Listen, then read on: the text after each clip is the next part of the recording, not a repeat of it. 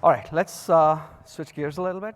My name is Naren Nayak. I work at Ampere, and I lead the application engineering efforts.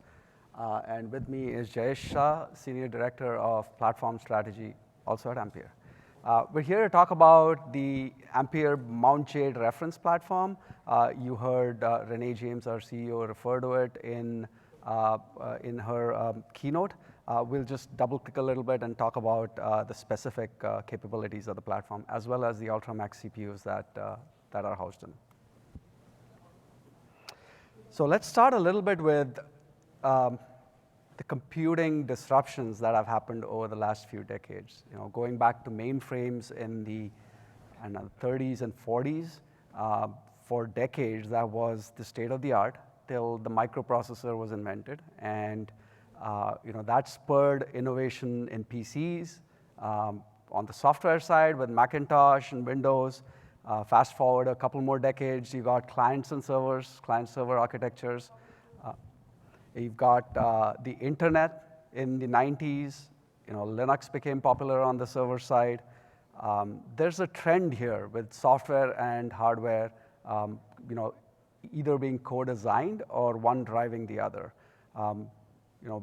In the mid-2000s, we saw hypervisors, open source software stacks, hardware virtualization and high-speed networking. All of these made possible what we today call cloud computing 1.0.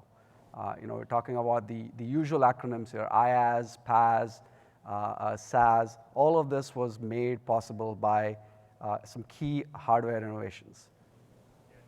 But what happens after that? Over the last decade, software has been completely re-architected from the ground up to make use of cloud computing 1.0. You've got innovations like microservices, CI/CD, big data, AI. All of these are fairly recent, and they have happened as a direct consequence of cloud computing 1.0. Right? So where are we today? Right? What's the point of all of this? We are at a point where what I'm calling cloud computing 2.0, where hardware is being now re-architected to respond to some of these software innovations. And most notably, you've seen the rise of domain-specific architectures, right? GPUs and ASICs for AI. We've seen DPUs for offloading data center tasks. The one thing that hasn't really been re-architected is general purpose compute. General purpose compute still has a really important role in tying all of this together. It's the glue that ties everything together, but it is just starting to adapt and respond to these software paradigms over the last decade. So let's talk about some of the desirable attributes if we were to look at cloud-native workloads and take a clean slate approach. What would Cloud 2.0 want from general purpose compute? Performance. In the end, performance is what sells, right? The cloud has been on the cutting edge of performance. Performance always improves either at Moore's law scale or sometimes superlinear scaling. Core count. You've heard a lot about increasing core count and how Moore's law has essentially made it possible to almost, I would say, double core count every 2 years or so. vCPU performance is super important for hyperscalers that rent out compute, because that is the smallest unit of computing. So you want to maintain, and we'll talk a little bit about how we've maintained vCPU performance. Predictability is something that you've heard Renee talk about, you've heard Jeff talk about here in the keynotes. Predictability of performance is super, super critical in the cloud, especially when you have the public cloud where you've got multi-tenancy, you've got noisy neighbors, you have things that are pretty much out of your control as a consumer of the cloud. So predictability is very, very important as we scale up these core counts and performance. Energy efficiency, you've heard ad nauseum about being green, carbon footprint. Those things are super important. Performance requirements for the cloud will continue to shoot up, and power levels that exist, that today's design points are unsustainable. So something has to change, and energy efficiency becomes really, really important going forward. I/O and memory capabilities. You heard the folks at Meta talk about how core count is great. It enables massive improvements in performance as long as the I/O and the memory capabilities are keeping up with the core count. So that's something that's really, really important. And then openness, right? I mean, open is the tagline for OCP. We believe in open design, open software. That's what OCP is about. So let's talk about each of these characteristics, one at a time, right? High core count. Here's an example of something that's been designed from the ground up for the cloud. The Ampere Altra CPUs, which debuted last year, 80 cores. We are up to 128 cores today with the Ampere Altra Max. Next year, our next generation will be more than 128 cores. If you haven't seen on the demo floor, there is a 2U platform out there that has a staggering 1,024 cores. I'm not going to tell you where that is. Go look for it. It is, I would say, a historic moment for a server to have more than 1,000 CPUs. It's finally happening. Let's talk about compelling performance, right? Because in the end, all roads lead back to performance. Performance is I would say, the necessary but insufficient condition at this point. You have to meet certain performance levels. So here I'm comparing an Ampere Altra Max with 128 cores to two leading platforms, x86 platforms. And if you look at, on the left, you see SpecInt, which is sort of the bread and butter of our industry. For what it's worth, it is representative of typical integer workloads in the cloud. Ultra Max is at performance levels that have not been achieved in the past by ARM servers, just based on raw performance. So that's sort of a bar that we've met, right? But when you look at real-world workloads like Memcached, media encoding, Nginx web frontend, these are workloads that pretty much everyone runs in the cloud, right? And almost all of these have performance measured at certain service level agreements, P99 latencies or 4 nines or 5 nines. When you look at those real-world workloads, designing for the cloud makes a big difference. And you can see that here. You see up to 2x improvement in performance when strict SLAs are imposed. vCPU performance. Now, these two, vCPU performance and socket level performance, are often at odds with each other, especially when you've got increasing core counts. If you increase core counts and performance increase is not linear, you'll pay a price for that in per vCPU performance. I mean, that is, the number of vCPUs is really the denominator here, right? So what you strive for is socket level performance while trying to maintain or improve slowly per vCPU performance without blowing your power budgets. Essentially, that's the balance we're striving to maintain here. vCPU performance with Ultra Max is on par with any of the x86 platforms that's out there. That's the best you can hope for if you really want compelling socket level performance. Predictability. Again, we've talked about predictability a lot. Here's some real data. What we're doing here is we've spun up a container, and it's a containerized workload that does media encode, which is fairly typical in the cloud. And on the x-axis, we're increasing the load beside the container. So you're essentially increasing noisy neighbors. And we're tracking the performance of that container. In an ideal world, you would be at 100%, right? You see that dashed line, that's ideal performance. Today's platforms are not able to achieve that beyond a certain point for various reasons, right? But if you design for that specific type of workload with predictability in mind, you see the red line as the Ultra Max, very, very close to ideal performance. So it's a lot more predictable and resistant to noisy neighbors, which is very, very important in the public cloud. And I would argue it's important even on on-prem installations. Energy efficiency. Being able to hit performance levels with much lower power consumption at a socket level as well as at a platform level is really, really important, and it's going to be even more important going forward.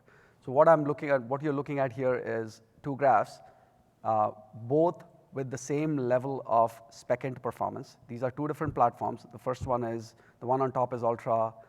This is our last year's Ultra with 80 cores running at 3.3 gigahertz. Like I mentioned, both these platforms are hitting the same levels of performance, but the power profiles look very different. The red graphs that you see, that's power consumption. The blue lines that you see, that's CPU frequency. So what we are able to do with Altra is hit the same levels of performance while being much lower than our thermal design points. You can see the TDPs there, and be able to do that with predictable CPU frequencies. Right? So you've got a lot more headroom. Depending on the workload you run, you might eat up into that headroom, but with typical integer workloads that folks run in the cloud, we can hit the same levels of performance as x86 with much lower power consumption.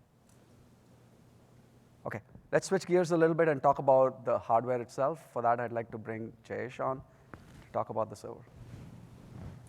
Thanks, Naren. So we've taken our processors and then designed a platform that would enable us to maximize use, whether it's thermally, whether it's supporting the max TDP, or whether we're maximizing the use of PCIe that the platforms can support. You've heard talks earlier today. OCP is moving down the direction of actually having a modular architecture at the platform level, cabling a lot of the PCIe. And with our approach, we've started to go down that path as well on the Mt Jade server motherboard. The motherboard itself is a standard, will fit into a standard 19-inch chassis. It can support our 128-core Altra Max processor, and it'll also support the 80-core Ultra Max processor with up to 250 watts of TDP. From a memory support and count perspective, it supports 2 DIMMs per channel, 8 channels per processor, and it'll run up to 3200 DDR4 speeds. And this design will fit into both a 1U chassis, a standard 1U 19-inch chassis, and also a 2U standard 19-inch chassis. It does reuse existing building blocks such as the CRPS power supply, the work that OCP has done around OCP 3.0 for the networking support. And so we've designed it in a way to improve thermals. We've designed it in a way to provide maximum flexibility around PCIe, given that the processors support 128 lanes per processor. There are a lot of PCIe lanes, and we've made the platform so that it's actually flexible, whether there's a need for customers to have the PCIe lanes routed for or used for add-in cards, or whether it's for NVMe drives. This is just a blow-up of how the various components fit together in terms of the main motherboard or the HPM, and in the front, there is a modular architecture around drive support, whether the need is from the customer to support SAS SATA drives or NVMe drives, or in the back, whether there's a need to support GPUs, additional cards, what have you. So it's a very modular implementation. Naren's been talking about processor performance, and I mentioned how we're able to support a lot of U.2 drives in the front. And so looking at what does that performance look like, how does the processor perform as you scale the number of drives up, what does that do in terms of read-write operations? And you can look at the graph and you can get a sense that as you keep adding drives, they actually scale very nicely, very linearly in terms of performance. And so our processor is architected to actually enable customers to take full advantage of the PCIe lanes.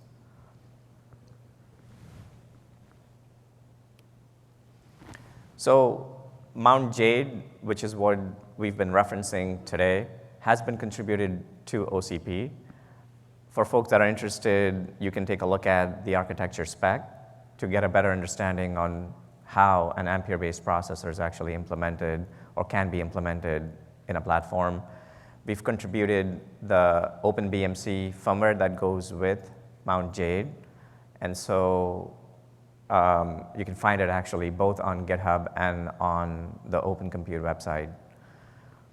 We've also done a lot of work on EDK2 with Tiano Core, and we're sharing that also both on GitHub and also on the OCP website. And then finally, we have the architecture spec, we have the firmware, BMC firmware, we have the BIOS, and then the other piece is around the board design file. So for folks that are interested, you can actually download the entire database, Cadence database, for both schematic and layout. So as Ampere is participating, contributing back to OCP, we're making sure that we're partnering with the ecosystem. We're partnering with both OXMs and ODMs. And you can swing by our booth and find additional systems and servers from our partners. And we've done a lot of work around the operating system as well, and we'll continue to do that. And for folks that are interested and curious about, hey, what applications, workloads, trying to get more answers, you can go to our solutions portal, and you'll be able to see actually live a lot of the open source software that's been running on our platforms. So with that, I just wanted to summarize Mt Jade, which is what we contributed to OCP. It's open accepted now.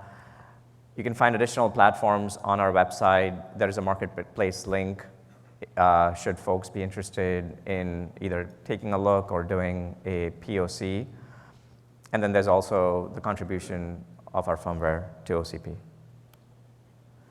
So the call to action is we've started work on our next generation platform, and we're looking at both one socket and two socket modular architecture. We will be working with our ecosystem partners. And for folks on the software side, if you have feedback on how Ampere can improve its contribution back to the community on the firmware side, on the UFI side, we'd love to get that feedback and see how we can enable and support the community. Thank you.